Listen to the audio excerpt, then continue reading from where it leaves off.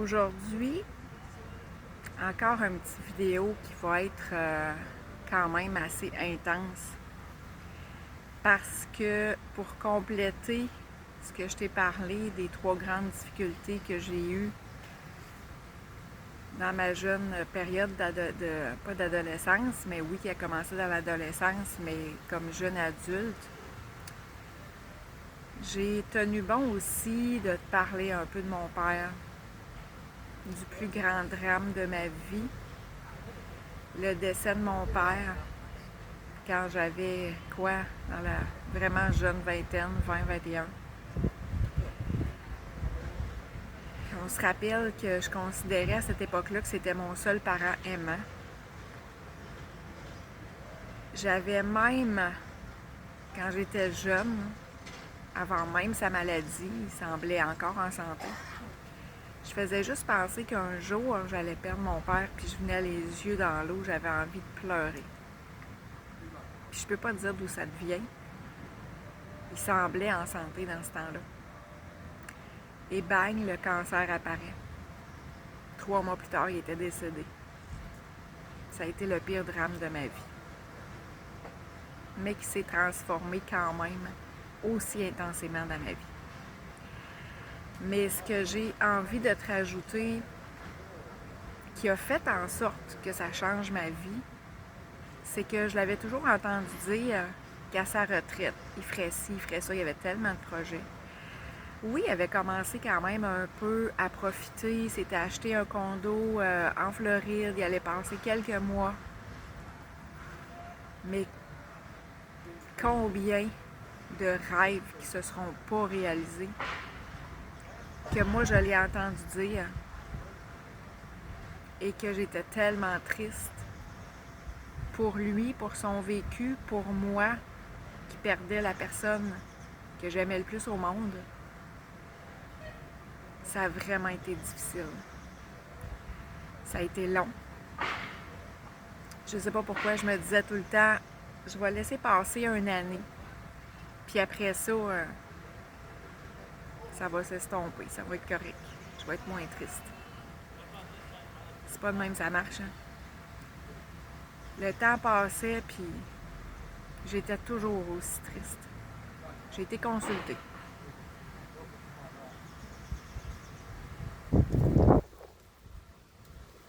Ça se passait quand même pas. Ça s'estompait, c'est certain. Puis je le sais, les gens vont dire une personne que t'aimes qui décède, ça s'oublie pas.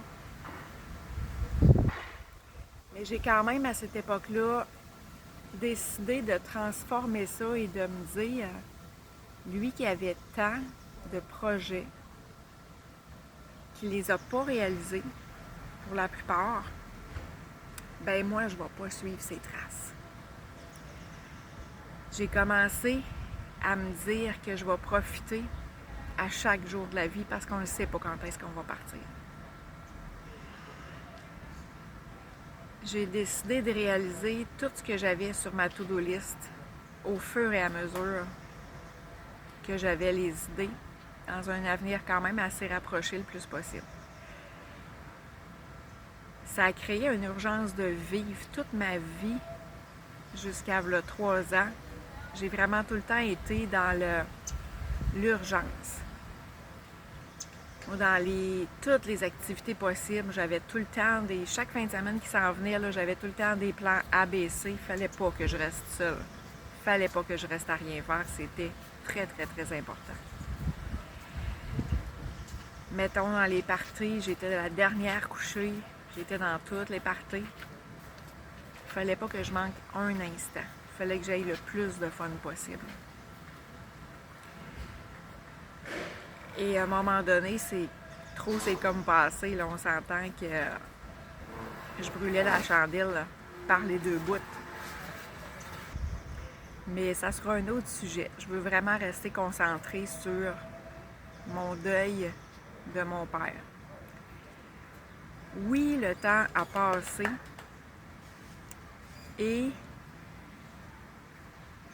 j'ai fait une belle vie grâce à ça.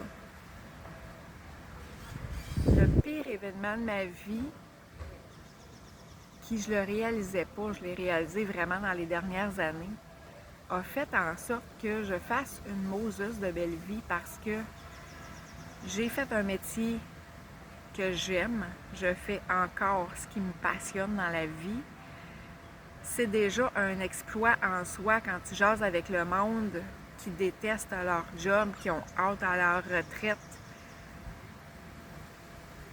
Mais c'est ça, pour avoir aussi au travers de tout ça, des amis qui sont décédés dans les 40 ans, dans les 50 ans, ça venait confirmer qu'il faut faire ce qu'on veut dans la vie, il faut être heureux maintenant. Petit oiseau qui confirme le tout. Donc, c'est pas mal comme ça que c'est passé une bonne partie de ma vie. La tristesse était quand même là, de moins en moins, mais tu sais, quand même tout le temps là, malgré tout. Je pensais que le temps ferait en sorte que la plaie allait se guérir. Je pensais même, en dernier, être guérie de tout ça. Jusqu'à ce que je fasse les constellations familiales, où est-ce que je voulais travailler un certain sujet, mais que la personne qui organisait la constellation me dise « Oh, tu as quelque chose d'autre à régler de plus important. » Mais comme je vois que pour toi, ton premier sujet était très important, on va faire les deux, on va régler les deux en même temps. Régler est un bien grand mot parce que c'est des couches, hein? Il m'a dit que j'avais pas laissé mon père partir encore. Si tu crois à la vie après la mort, oh que ça a été tout qu'un choc que de savoir que je retenais mon père ici après plus que 25 ans qu'il était décédé. Là. Je ne sais pas comment ça fonctionne de l'autre côté. S'ils font du in and out, mais ça a vraiment été un choc pour moi d'apprendre ça. On a fait la constellation, j'ai refait un travail par après, d'écriture, etc., pour essayer de le laisser le plus partir possible. Je me souviens que j'en parlais dans ma famille, puis ma famille était comme « Ben oui, c'était évident. T'as jamais réalisé ça? » Mais j'étais comme « Ben voyons donc. Qu'est-ce que j'ai pu dire ou voir ou faire pour que ce soit évident aux yeux des autres? » Mais peut-être que justement, cette urgence de vivre-là, c'est ce qui démontrait des preuves qu'il n'y avait pas eu ce lâcher-prise-là. Moi, personnellement, je l'ai réalisé après tout ça. Je l'ai réalisé aussi quand j'ai fait le switch de tout vendre. J'avais pas grand-chose de mon père. J'en ai donné beaucoup dans la famille. Mais j'ai tenu à garder certaines choses qui, comme mettons une guitare que j'avais essayé de faire, de gratter dans ma jeune vingtaine, mais que je me suis rendu compte que j'avais pas ce talent-là.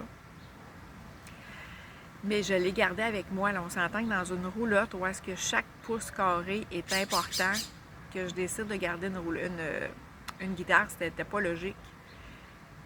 Mais avec les expériences que j'ai vécues, c'était tellement puissant que ça valait le coup de la garder.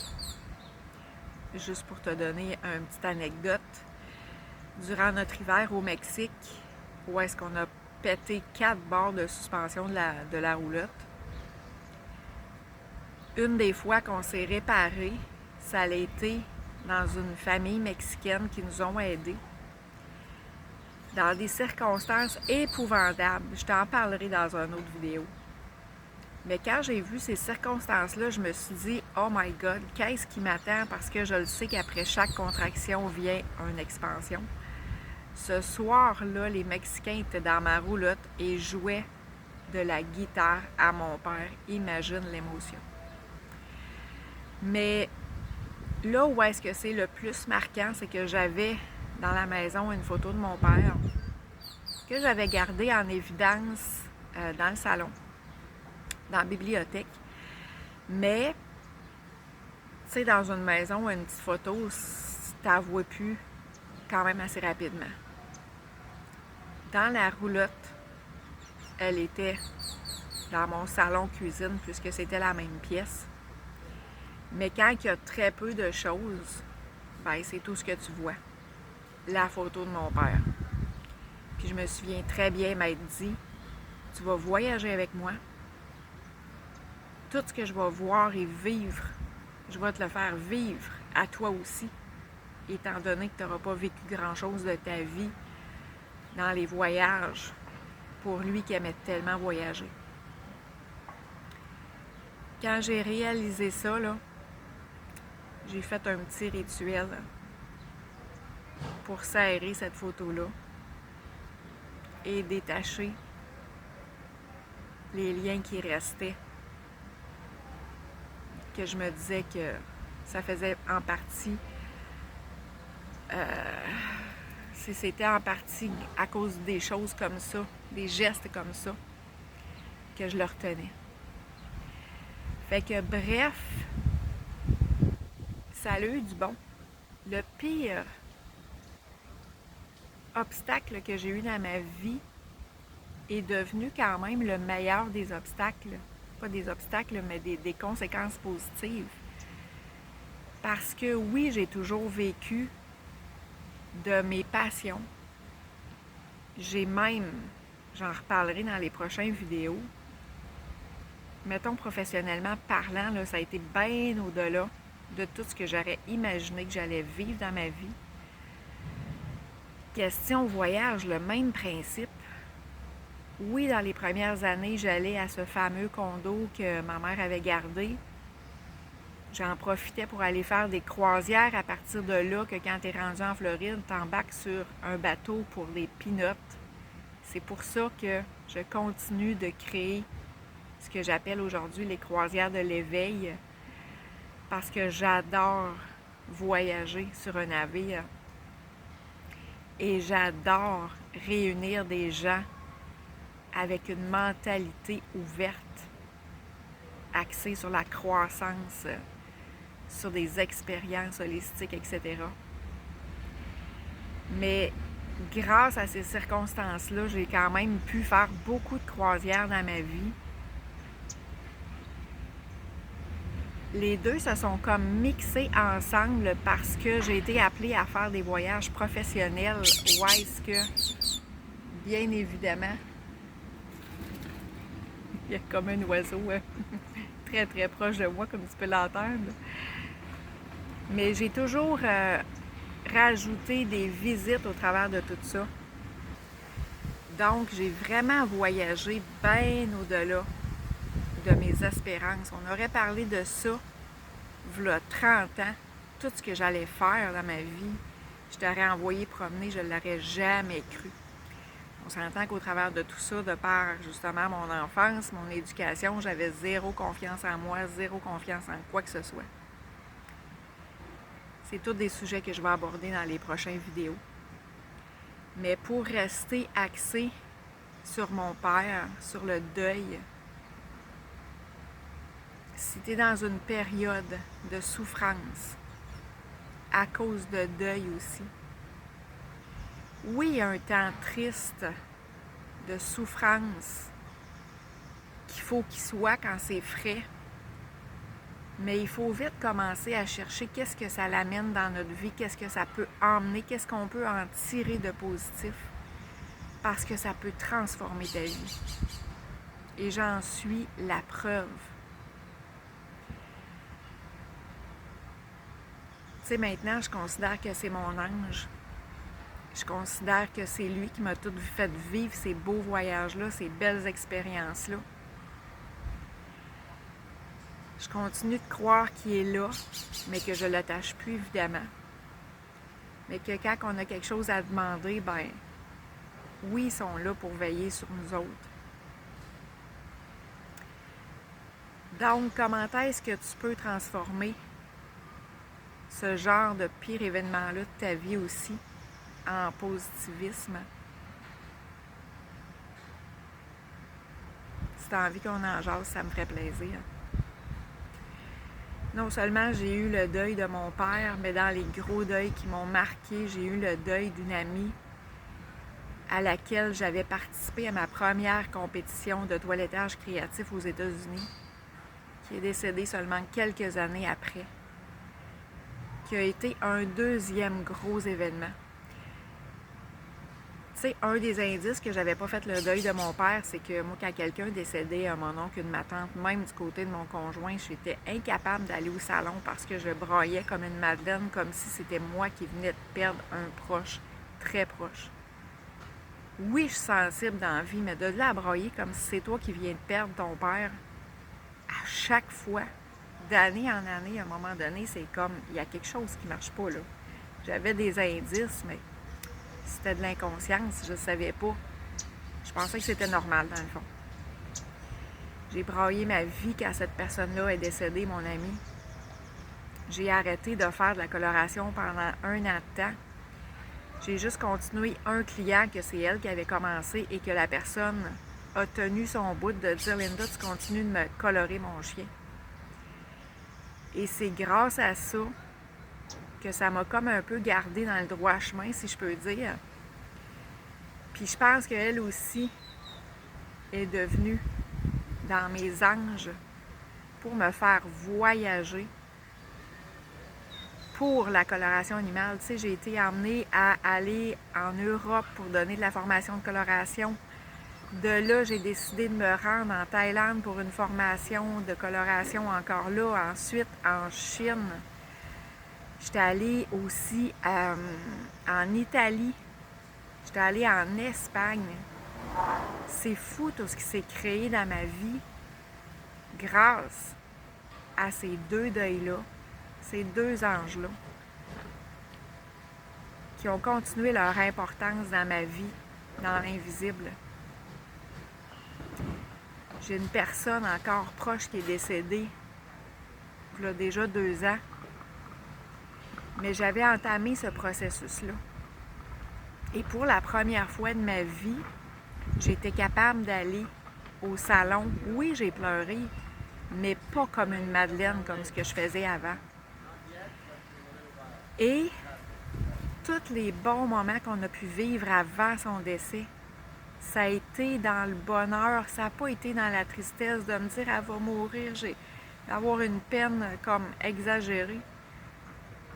Tu sais, quand tu vis une circonstance comme ça, il faut que tu sois le plus fort possible pour leur faire vivre des bons moments. Ils n'ont pas envie que tu sois là à côté d'eux autres dans leurs derniers moments où est-ce que tu as juste envie de pleurer puis que tu es triste puis que tu penses à quand ils seront plus là. Il faut que tu leur amènes des moments de bonheur. Ça a été le deuil le plus facile que j'ai eu à faire parce que je comprenais tellement de choses, que la vie se poursuit quand on n'est plus là.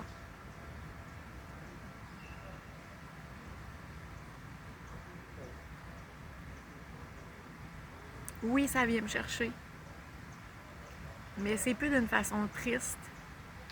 C'est d'une façon confiante. Et de se dire que c'est beau la vie. Et que oui, il faut en profiter tandis qu'on est ici. Il faut guérir nos blessures. Peu importe d'où qu'elles viennent, d'enfance, de deuil, etc. Mais c'est ce qui fait qu'eux sont contents aussi quand on est capable d'avoir du bonheur dans cette vie-ci. Et on va se retrouver de l'autre bord, puis c'est pas pire que ça. Fait que je te laisse sur ces belles paroles. Et la semaine prochaine, tout ce que j'ai commencé à t'élaborer comme belle vie, belle tournure de vie, ben je rentre dans ces détails-là. Bonne journée.